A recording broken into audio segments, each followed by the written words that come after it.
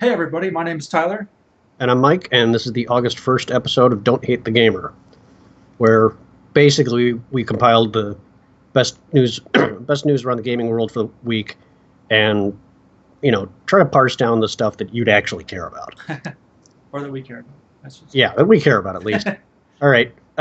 Tyler, our usual recap. What have you been playing for the past week or 2 weeks? We haven't spoken in a while. Yeah, I've been playing a few things. I guess I tried a little bit of the Destiny beta. We'll get Right, into that a little bit later. right.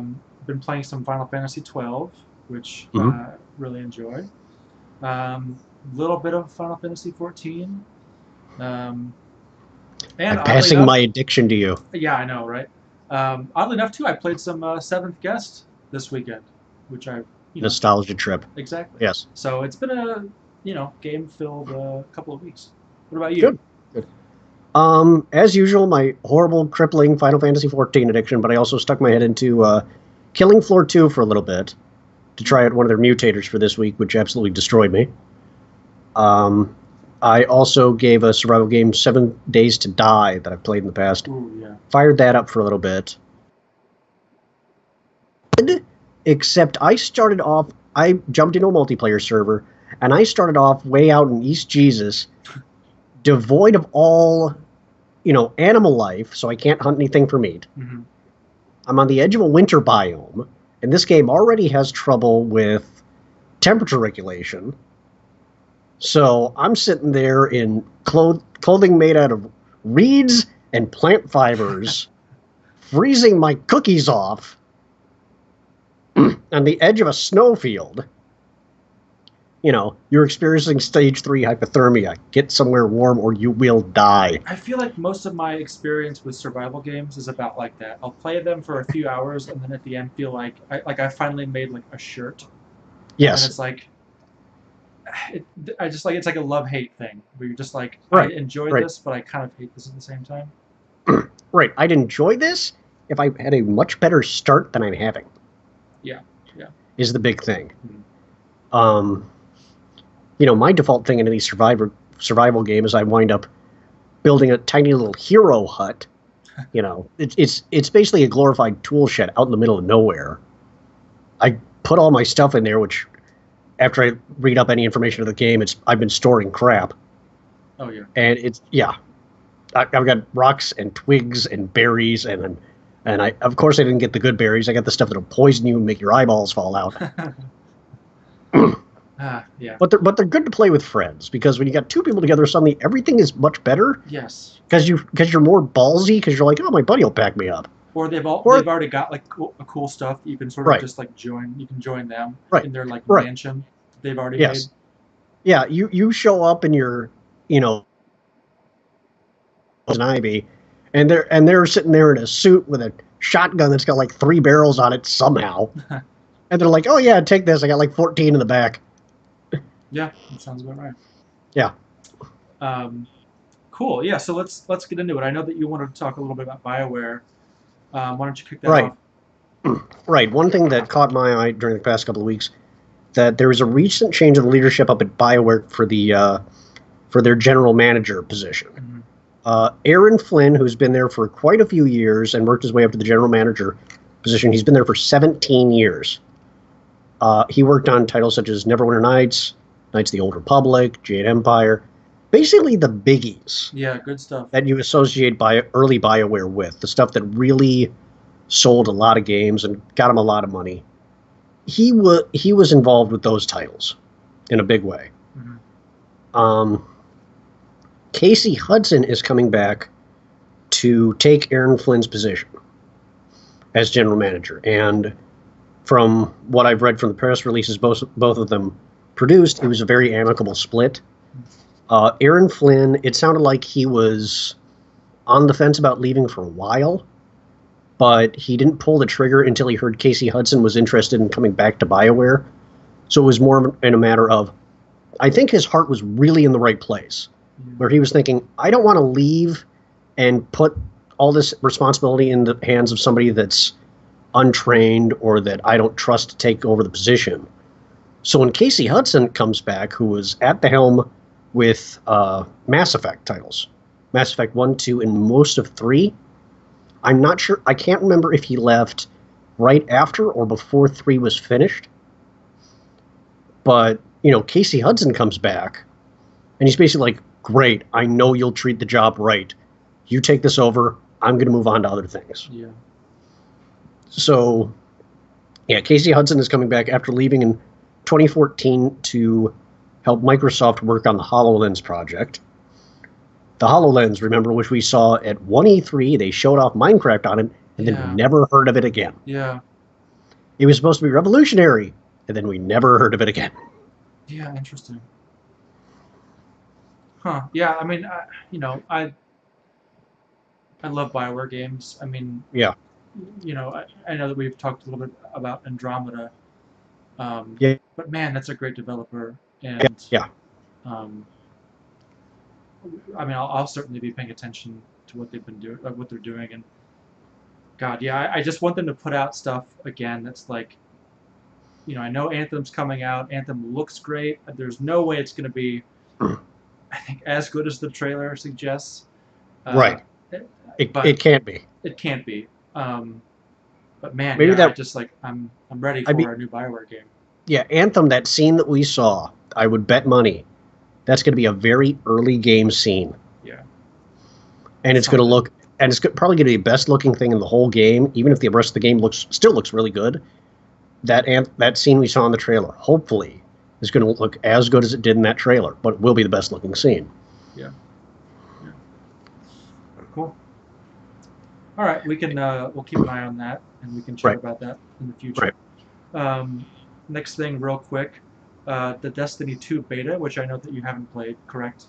Right, because I don't have a PS4 or an Xbox One. There you go. You're the most recent console person. I'm the PC guy. The PC guy. So the PC is actually coming. The PC beta this month. The PC beta is coming. PC beta, yes. But I have played it on PS4. Right. I'm probably unlike, I think, the vast majority of Destiny players, where I like the story, which the first sort of, the vanilla Destiny, pretty weak. I think. Oh yeah. By the way, I should put this disclaimer up. Right. Oh, the Activision disclaimer. I work for a company that does community management for Activision. Right. So I'm not on the community management team. I get a little bit of inside info, but not a ton. So,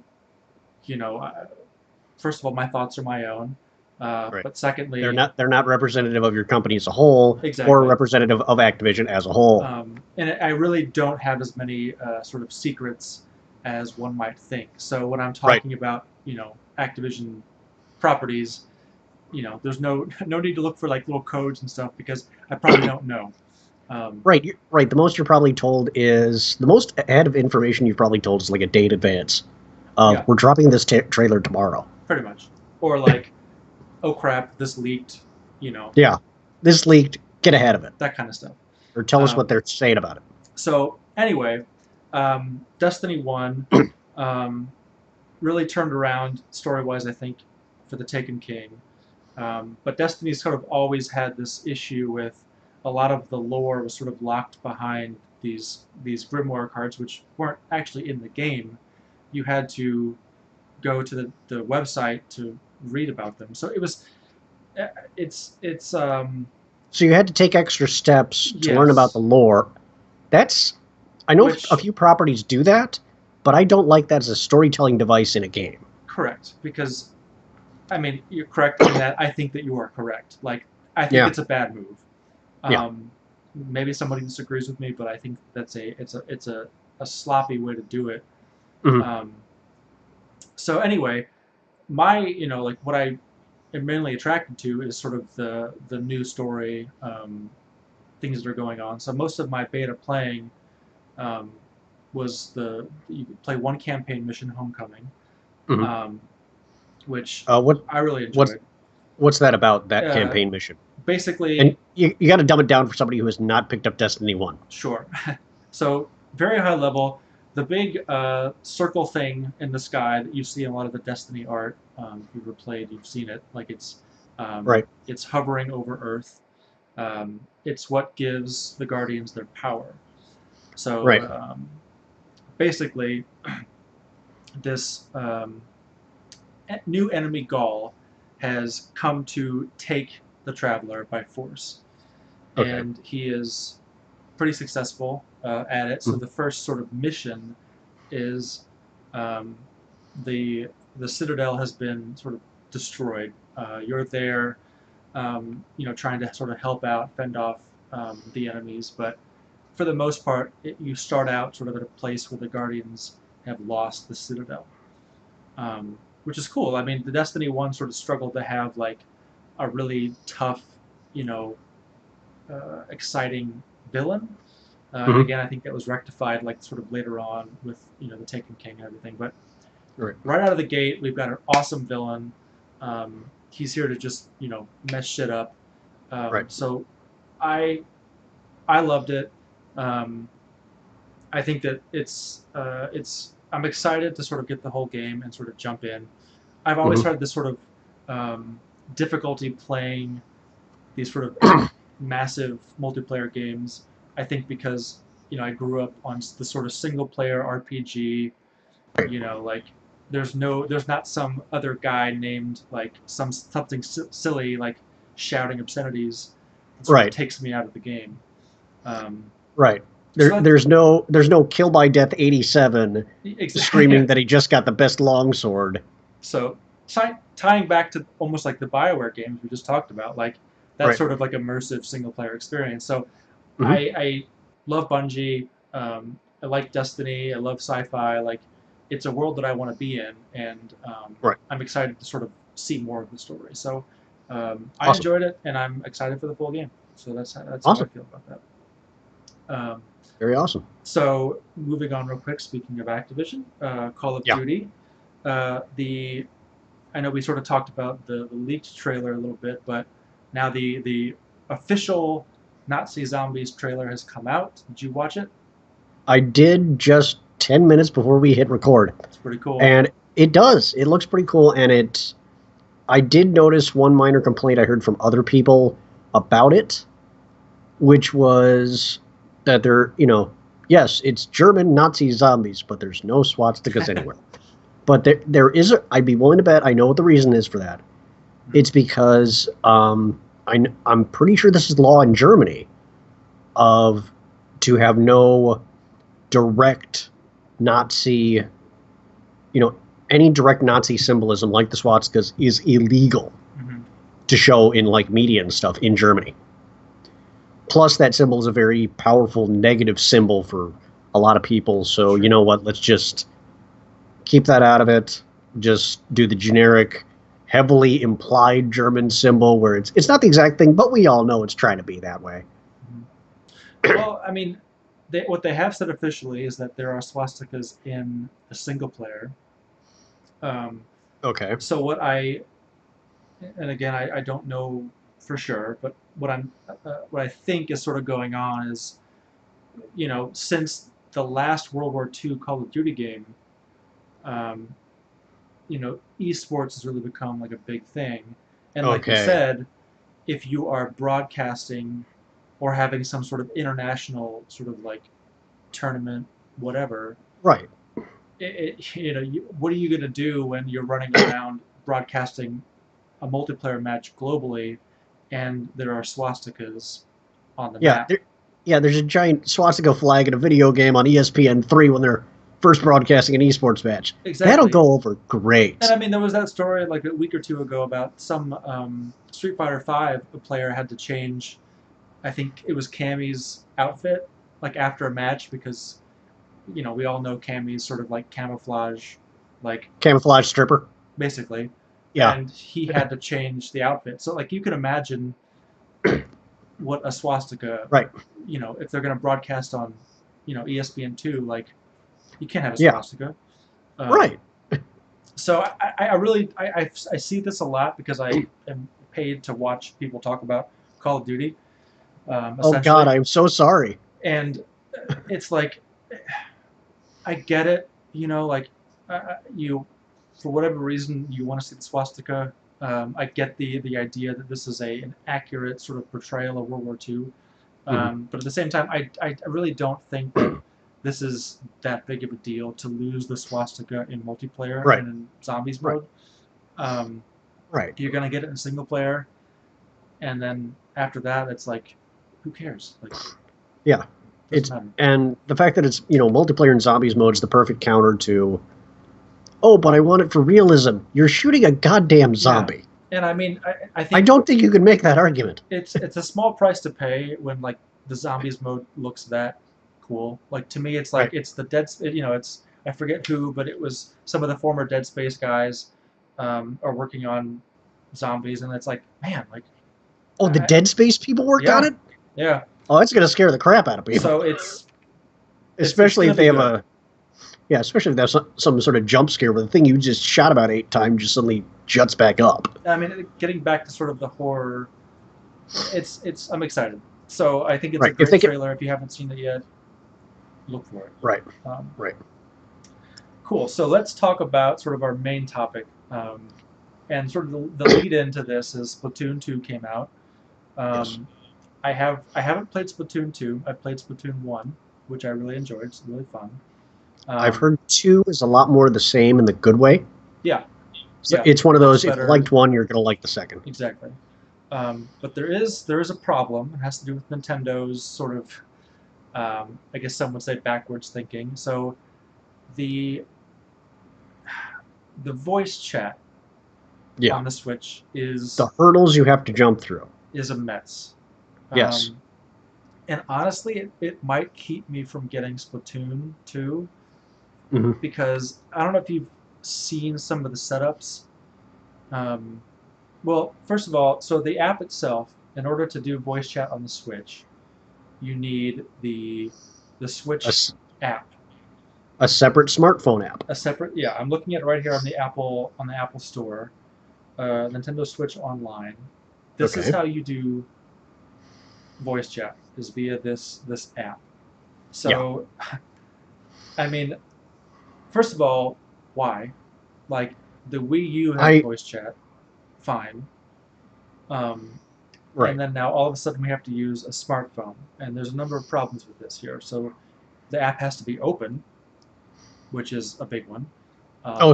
So if your phone goes into like power save mode or hibernation, or just the screen goes black because has been touching so long, the app turns off. Yep. If you want to, from what I've read here, I've got a Reddit thread open as well. If you want to, you're waiting for a game to load up, so you want to quickly get on Reddit or like look through your photos or text somebody, that is going to kick you out of voice chat. So there's no way for this thing to just run in the background. No, you have to have it sort of sitting right near you, with your headphones in, and the phone open, unlocked on this app, which is ridiculous. Okay, so now I've got even worse picturing open. If the phone has to be on fully and focused on this app, that means you shut off screensaver and all this thing is now honestly a pretty good clip. So you're going to have your phone plugged in through an AC port. Then you're going to have your earbuds coming out of your phone for voice chat. And then you've got your Switch in your hand. And if you're planning on a long gaming session, you've got that thing plugged into an AC port. Yeah. It seems like they're moving all the cords that are normally coming out of the back of your entertainment system. They're just moving that directly onto the player now. Well, so I guess... This just feels amazingly backwards. Which is like every sort of... I feel like everything that Nintendo does, just about, it's like there's like a lot of good and then one thing that's just bafflingly backwards. Yeah, I agree. So this is probably worth a larger chat. I mean, I do want to say right up front, love Nintendo. Gotta like preface it with like, Nintendo's like an old friend. Yeah. Like you're great. You're great. We have a lot of fun together. It's amazing. But I gotta ask you, why do you wear the bunny ears everywhere? You know, it's like approaching a friend, because Nintendo, since, you know, the Wii came out, and that was up against, I think that came out at about the time of the PS3 and the Xbox One came out, or Xbox 360. That's when the Wii came out, to kind of be the Nintendo console for that generation, right? Mm-hmm. Did it have internet built? Did it have native internet built into it? I don't remember. The regular Wii. Oh, good question. Because I want to say it didn't. I remember even at the time, I mean, it wasn't. I know it didn't. I know it didn't have any sort of voice chat at all through anything. Yeah, it also didn't have HD output, which is right. That was the big anomaly thing. It did not have HD output. Which that was like, I get their logic in that it was right at the sort of the beginning of HD TVs. Yeah. But man, like, you know, and I had the Wii, and like, but like after 3 or 4 years, everybody had the Wii. It was everybody's like other's extra system. Yeah, yeah. But then, you know, once sort of, you know, 3 or 4 years into its life cycle, when everyone had an HDTV, it just looked terrible. Right. And like, again, I know that like I can already hear the comments firing back, like, it's not about graphics, and that's sort of like I agree, right. But also you know, it's not that simple. Like, I know that ultimately gameplay is important, but at the same time, I still want, you know, I don't want the 480. Like, I want the 1080. Like, right, because these were games that you could tell they could probably look better if you just had an HD output on that Wii. Yeah. Yeah. That it was being bottlenecked by the video output on it. Mm-hmm. It could probably render better than what you were able to see on the TV. It was being hindered by the fact it could not HD out. Mm-hmm. So you had stuff that was fuzzy, which meant it was trying to run better than what you could see. Yeah. And like, as, you know, my TV got a little bit bigger, I remember playing like Wii bowling and stuff, and again, still had a lot of fun. Like, it's not, I'm not saying that like that's not important, but it's just like, man, I just wish this was a little better looking. A little bit better. And then, you know, with the Wii U, it was sort of like the online ecosystem was a few steps backwards, where you couldn't just search your friends. It was via friend code. The friend code bullshit. Which was a pain in the ass. And I mean, I feel like every system really since the 64, you know, I remember at the time, sticking with cartridges was sort of like, you know, I was in favor of, because I was, you know, Nintendo could do no wrong. But I realized now that was sort of the beginning of them being a little bit behind the curve. And again, they're ahead of the curve in a lot of ways, but they're always like behind at least one curve with each system, it seems like. Right. I mean, like you said, them sticking with,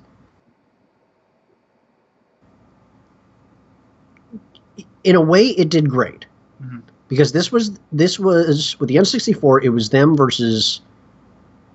Was it still PlayStation, or had it been the next? No, it was them versus PlayStation. Yeah. With the N64, and the discs for a PlayStation game could still be kind of unreliable now and then. Yeah, for sure. Meanwhile, with the N64, you had the old cartridge standby. Just pull it out, blow in it, and put it back in. Yeah. It'll work, damn it. And the thing was indestructible. PlayStation could die from normal use. Yeah. So again, it's like, they were good in that aspect. They excelled in that aspect, because, to be honest, most of the Nintendo products were built with the assumption of there's going to be little kids playing with this. Sometimes a little kid gets a little too angry and hits something, or something might get bumped. Meanwhile, you've got the PlayStation 2, which basically behaved like it was made out of porcelain. Yeah. You know, you looked at it badly on a wrong day, you get a disc read error. Yeah, and the laser would always, like, I feel like... The laser would die out at times. Yeah. So, you know, again, it's like there's always things to be said about it, but I think as time has gone on, you know, you could argue certainly for the cartridge over the CD. I don't think you really could anymore. Right, but I don't think you could argue for the mini disc thing the GameCube had going. Yeah, yeah. Great, let's make it smaller and easier to lose. Yeah, that was interesting. Um, but I feel like there's sort of no defending the the voice chat Yeah, with. because it's. I mean, yeah, they would have had to do a little more probably a little different design in the Switch, Yeah. but it's something that has become such an industry standard that you can't overlook it. Mhm. Well, I still don't know why that searching for friends on the Switch is still, because I've got one, and again, the two friends Is that it I've still got, really weird to put somebody on your friends list with Switch? it is. It's like it's two people that I work with, and I had to go to work and be like, "Here's my friend code. Friend me, or give me your friend code." It's Right. it's baffling to me. Yeah. Just move towards the industry standard of I've got my Switch name associated with my email address. Mhm. Look up my email address. Or this is my username in Switch. Yeah. And I mean, the thing that's frustrating too is every time sort of this is talked about, people fire back of like, well, they're just trying to encourage couch co-op and these kinds of things, and it's like I get it, that's great, but realistically, a lot of us, especially in our 30s, like I'm not able to have friends over anymore to just play games. Like Right. I have to play online with people. Right. Well, So can't we have both? Can't we encourage couch co-op and also have a decent ecosystem online? exactly the argument that's brought up of, oh, well, they're trying to do this to encourage couch co-op. Well, like you just said, encouraging this kind of standard doesn't hurt couch co-op really. Yeah, it's not either or. Yeah, it's not Basically. either or. It's not we're making this a pain in the ass to do uh, you know, an online friends cuz so we want you to be on the couch. No, it's we can have it both ways. Yeah. And I think they really need to shift. It, it just And I'm worries sure me. So sorry, I go ahead. I I worry that some game devs look at stuff like this and go, "Well, we want a strong online presence. Yeah. We can play." It makes it kind of hard to play with your friends with this really obtuse game system. Yeah. With this, hackneyed, Frankensteinish voice chat system. Yeah. Any cooperative online game is going to be hurt by the fact that you have to jump through so many hoops. I mean, what if, and this could be a rare occurrence, say you are not at home with your Switch, but you want to play one of these games that you need voice chat for. Well, you're not at your home, which means you're having to use your own data for, putting your Switch online for your phone, and you're trying to manage your data for this voice chat on this separate app. Yeah. There's a situation of some people have limited data. Again, I could be talking about some really rare occurrence, which actually happens 1 in 8 trillion. But it's just this assumption of, oh, the player will always have these options available to them to be able to use our voice chat. They'll have these devices available to them. Mm-hmm. While yes, that feels like you're bringing back a problem we haven't had since the dial-up days. Yeah. Where you had to pick between playing your game online or being able to use your phone. We're bringing that problem back with what Nintendo's doing here. Because you've said the voice chat will not work unless that program is the dominant thing running on your phone and your phone never goes into standby. And I mean, speaking of dial-up, what happens if you get a phone call? Like, it's Exactly. like the old days in the 90s where you just get kicked off of the computer, or kicked off the game. Right. Right. You'll get kicked out of the game. Oh, God. And I mean, again, like, I thought AOL was dead.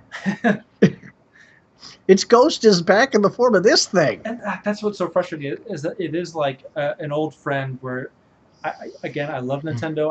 I've owned Yeah. every Nintendo console. I think I've owned every Mhm. Game Boy except for the Micro, which Well, you probably did it one time and then lost it. yeah, that's true. So this is sort of like it's more frustrating because I don't understand why we have these little issues. Like there have to be people Yeah. there that are like, excuse me, this is kind of backwards. Yeah. I don't know. It's going to hurt us. But I think they may be so enamored with being unique and different. I don't know if it's like if they're just too insular. That's just like they don't look at what I other worry people about are that. doing. I know, I do too. Yeah. I do too. I worry about that, and I think that might be an issue that the Japanese focused game industry has had for a while, and they're just recently kind of opening their eyes to it. Yeah. Because a lot of games where all the development is done in Japan and it's localized, you notice they do online stuff weirdly. A good chunk of them do online stuff in a kind of a really weird way, in a way that like they're almost uncomfortable with it.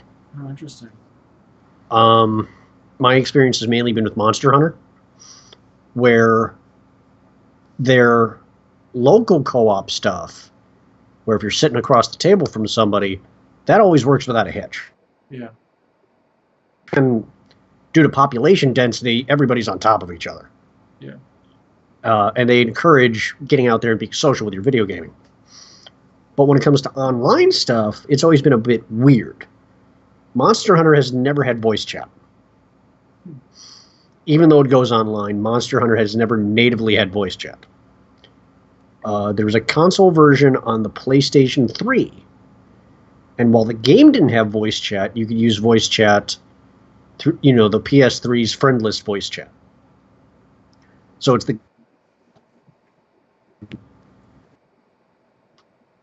they do things a bit differently. The voice chat is not as prevalently seen over there as far as the titles that we get from over there. That's the only stuff I can speak. And I think that may have to do with, the reason I find the reason some people use voice chat is because it's faster than typing. Yeah. That's a big thing. It's faster than typing. You can read less. You spend less time reading to interpret what was just said in the chat box. Well, in Japan, one thing that we've always noticed is they can condense far more using far less text, just based on the language itself. Yeah. So that may be a part of the difference why they see there's not a huge need for it. To the people reading this and already making angry, "Oh, you're racist" comments in the bottom, is I know I'm speaking this from a point of ignorance and from a very limited viewpoint. If you could cite examples where they have good voice chat in a few games, please let us know. We want to know about this. Yeah. If you have a better insight as to why there's not as much voice chat coming out of primarily Japanese games, let us know. We're speaking from a position of we don't know, but we want to learn.